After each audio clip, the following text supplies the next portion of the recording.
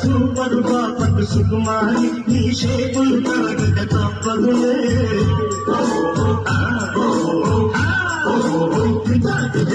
కాగరకాయల కమలాక్షి ఈ చేదుకు పల్లని అమరుచియే